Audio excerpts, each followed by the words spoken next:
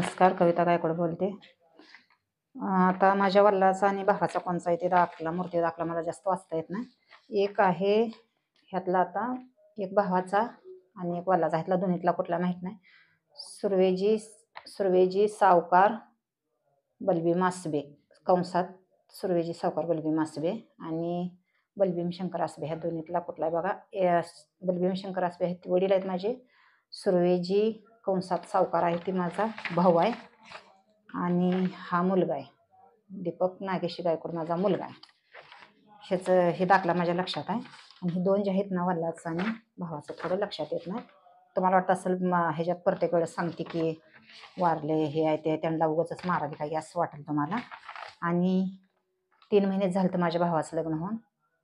त्याला करंट लागला, ते जागेवर खालाच झाला. आणि कुणी मारला का काय झालं आता ते देवालाच माहीत. पण त्याचा एक ना एक दिवशी मी उलगडा करणार आहे मित्रांनो. फक्त माझा जीव जरा बरा नाही, त्याच्यामुळे मी त्यांच्या कोणाच्या नादाला लागत नाही. पण एकदा सगळ्याचा वचपा काढले ना, मग त्यांना कळेल.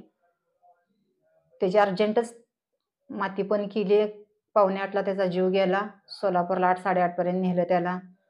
त्यांच्या ओळखीच्या दवाखान्यात नेलं, जे त्यांचं कोण सोबत होतं त्यांनी. आणि त्याची 1-1:30 वाजेपर्यंत तर माती केली. मी गेले मातीला तर माझा हात पण लागणार आहे आणि त्याची धन पण दिलेली होती. आणि त्याच्यानंतर 2 वाजता माती झाली माझ्या भावाची, 8 वाजता मेल्याला सकाळी. आणि रात्री 12ला त्याची बायको म्हणजे माझी भाऊजाई स्वाती सुर्वेजी सावकार आसबे कंसात, तर ती रात्री 12ला पेटवून घेतली. मग ही काय तर दम दाटी दबावा कुठं काय असेलच का नसेल. आणि मी आता ही डॉक्युमेंट दावून किंवा काय करून ते व्हिडिओ काढायला लागले, टाकायला लागले. आता हे बघणारांनी करणारांनी त्यांची कोणती असं तसं. आणि ही माझ्या एवढ्या दाखल्यावर किंवा मला काय कमी जास्त माझ्या जीवाला झालं, काय केलं बरं वाईट झालं तर ही माझ्या जनागोतातली, ही माझी जेवढी दाखल्यावर नाव आहे ती कोणाचं काय आहे, माझ्या त्या जनागोताकडलं किंवा माझे कोणी ह्याच्यात आहे त्यांनी जोखमदारी माझ्या जीवाला. कोणीही काय करू द्या. आता तर हे सगळ्याला, आता हेतून माझी सगळ्या जीवनाची आयुष्याची मी सुरुवात करणार. कोणी काय केलं, कोणाला काय झालं, काय ते.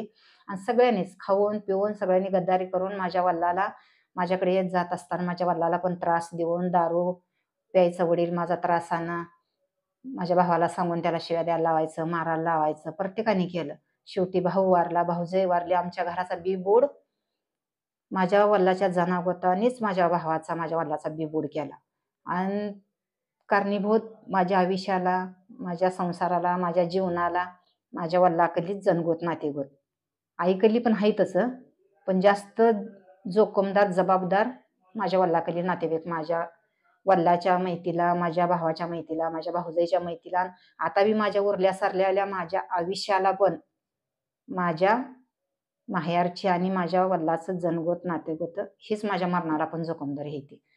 आयुष्यात सण करायचं, प्रत्येकाने येऊन खाल्लं पेरलं राहिलं. कधी तर माझा वडील यायचा, निघून जायचा, गासभर खायचा, तर त्याला जाऊ नको तिच्याकडे, येऊ नको तिच्याकडे, त्याने दम दाटी देऊन त्याला दारूच्या निशात त्याला मारहाण करून ती मरून गेला बाप माझा.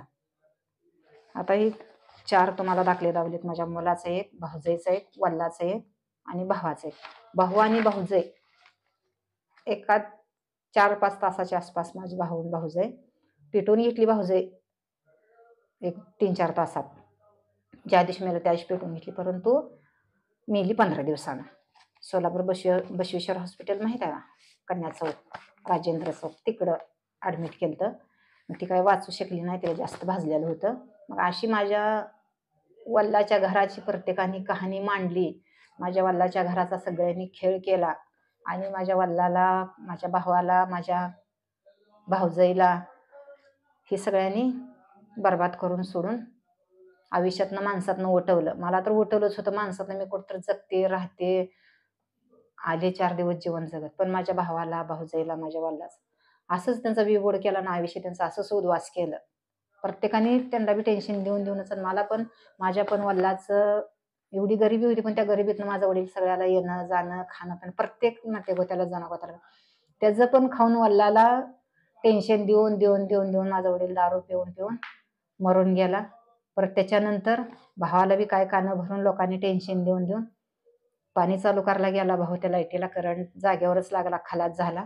आणि त्याची बायको म्हणली की मी जगासाठी नाही नवऱ्यासाठी पाहुण्यातलीच होती.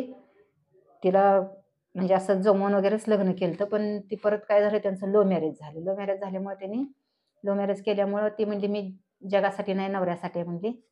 मी नवऱ्यासाठी जगणार आणि नवऱ्यासाठी मरणार. तिनं पण ती बिचारी मरून गेली नवऱ्यासाठी. आज कोण जगात मरणार आहे? भाऊ माझा 8 वाजता मेला, 7:45 सकाळी. तर ती रात्री 12ला तिनं पेटवून घेतली. विचार करा, एवढी माणसं असताना तिला कुणी सोडवलं नाही किंवा तिला कुणी लक्ष दिलं नाही किंवा कुठे गेली एवढाच कालवा केला. पण ते किचनमध्ये, हॉलमधनं किचनमध्ये गेलेली लोकांना माहीत नाही. मी तर नव्हतेच तिथं, मी लगेचच आले माघारी. मी नव्हते तिथं, पण किचनमध्ये होते. किचनमध्ये जाळ उठलाय, भडका धूर निघतोय, पुन्हा सगळं पेटून जास्त बसल्यावर मग लोकांनी दरवाजा उघडला, मग तिला बाहेर काढलं, दवाखान्यात नेलं. अशी आमची जनगोत, नातेवाईक, पाहुणं रावळं खाऊन पिऊन गद्दारी करणारे, चुन्ना लावून चंपी करून त्याची मौतच करून सोडते ते. असे ते आमच्यातले. बाय मित्रांनो, व्हिडिओ मोठा होतोय, लाईक करा, सबस्क्राईब करा. आणि आता ज्याच्या ही व्हिडिओ डोळ्यात डसतोय, बाहेरचे प्रवासी मित्रांनो, बहिणींनो, तुम्हाला काय ना, फक्त माझे व्हिडिओ बघत राहा. पण जी माझी जवळची कोण आहे ते ना, त्याच्या डोळ्यात असं आता सलणार, सुया टाचणी टोचल्यासारखं. सलू द्या दाबणं टोचल्यासारखं, मला काही फरक पडत नाही. शेवटी माझं बी आधुरं जन्म आहे.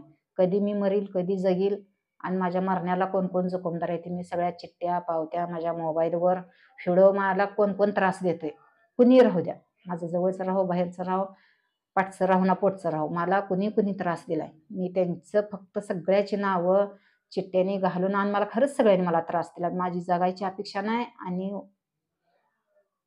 म्हणजे असं मला बिलकुल आता सध्या जगू वाटत नाही. फक्त एक उगं करमणूक असा तसा बॅलन्स जातो. मी उगं हे व्हिडिओ काढायचं म्हणून काढते. मला काय 3 वर्षे, आता हे 4थं वर्ष आहे यूट्यूब चॅनल काढून, इंस्टाग्राम, फेसबुक काढून 4थं वर्ष आहे. 1 रुपया कुठली इन्कम नाही, कमाई नाही, मिळवत नाही. टाक बॅलन्स की काढ व्हिडिओ, टाक बॅलन्स की काढ व्हिडिओ, हेच एवढाच उद्योग आहे. दुसरं काय फायदा बी नाही, तोटा बी नाही. पण उगं डोक्याला जरा शांतता, मनस्थिती म्हणून काढते. पण मला ती जास्त मोबाईल बघून बघून पण माझ्या डोक्याला परिणाम झाला, आणि बाकीच्या तर सगळ्यांनी मला शॉर्ट डोक्याला दिलेलाच आहे त्रास, मानसिक त्रास. परंतु आता हे सगळं मानसिक त्रासात मला जास्त, माझा वेळ माझी पाक निघून गेलेली आहे. मला सगळ्यांनी रस्त्यावर बसवलेला आहे. फक्त खाऊन पिऊन मला प्रत्येकाने गद्दारी केली. ह्याच टायमाला आता सध्या माझी असली बेकार वेळ आली आहे. माझा बाप असताना मग सगळ्याला दावली असते मी काय आहे ती. कुणाला दावून काय करू? आई तिच्या जनागोतात, नात्यात, प्रेमात, बहिणीत, भावात, सगळ्यात मी कुणाला सांगायची, कुणाला दावायची? तिला फक्त बाकीची तिची जनगोत पाहिजे. माझा बाप असता तर मग मी सगळ्याच्या गोरावर बसून ह्याला एकाला इस्क दावलं असतं. पण आता इलाज नाही, त्याला काय करायचं? आणि ही व्हिडिओ ज्यांनी माझं खाल्लंय, ज्यांनी गद्दारी केली, माझा तळतळा, माझ्या शरीराचं वाटोळं करून मी प्रत्येकाला चारलंय. फक्त ह्याची जाणीव आणि किंमत, माझ्या 32 दातातला एकही दात तुम्हाला लागून घेऊ नका, लागल्याशिवाय राहणार नाही. तुम्ही ज्यांनी माझं खाऊन माझ्यावर गद्दारी केली आणि वाटोळं केलं ना माझं, कधी तुमचे संसार सुखी होणार नाहीत. तुम्हाला आता वाटती मजा, पण माझ्या बापाचं बी खाणार आणि कोणी सुखी राहणार नाही. त्याचा पण वंश बुडलेला आहे, एवढं लक्षात धरा. पोरगं बरोबरला येऊन मरून गेलं, माझं बी पोरगं 10 वर्षाचं होऊन मरून गेलं, माझं बी खाणार, आणि तुम्हाला सांगते वंश बुडलेलीच मी पण आहे. मुलगी जरी असली तर मुलीचा दिवा तिकडं लागलेला असतो, पण माझ्या वडिलाचा बी माझं बी वंश बुडलेला आहे. तुम्ही जरी आमचं वंश बुडलेल्याचं खाऊन जरी तुम्ही आम्हाला गद्दारी करून आमच्या मायलेकराला, माझ्या बापाला, भावाला त्रास देऊन सगळ्यांनी मारलं, आणि मला पण त्रासातच मी आतापर्यंत माझी जिंदगी गेली. आता 40-45 वर्षे माझी जिंदगी अशी आयुष्य बाहेर माझं रस्त्यावरच जीवन गेल्यासारखं गेलं, आणि माझ्या रस्त्यावर जिंदगी झाल्यासारखी झाली. मला माणसातनं, जनावतातनं, पाहुण्या रावळ्यातनं, आई बापातनं, सगळ्या नात्यातनं नासक्याने मला काढून टाकलं.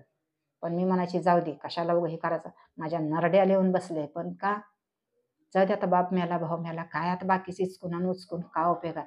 पण हाय त्यांनी अजून बी माझी वाट बघते ती आशा, नुसतं वडाव वाटतं, वडाव. अरे पण आता मी आणाला महाग होऊन बसले, आता मी देऊ कुठनं ना आणू कुठनं? त्याची तर जाणीव, इज्जत, किंमत. असं किती जणाला घरला आणून बड्डेत आणलं, बड्डेत त्यांना कार्यक्रमात खाणं पिणं, आमच्या लेकराशींच्या बड्डेत आणून 8-8 दिवस राहणं, खाणं पिणं, त्यांना बांगड्या, चोळी, माह्यार, आयार. कोणाला पुरी असल्या 3-3 आणि 2-2 पुरीवर, तर अजून पुरगी पोटात राहिलेल्या असते तर आम्ही खाली करून घरात ठेवून घेतला. असं ही तर जाणीव राखायचं होतं. अन्नाला महाग झालेली माझी लक्ष्मी तुमच्या घरला गेली, तुमची पनवती माझ्या घरला आली, साडेसाती बसली तुमची माझ्या घराला. बाय मित्रांनो, लाईक करा, सबस्क्राईब करा. व्हिडिओ मोठा होतोय. आता हे उद्या टाकणार व्हिडिओ, आता बॅलन्स कमी आहे.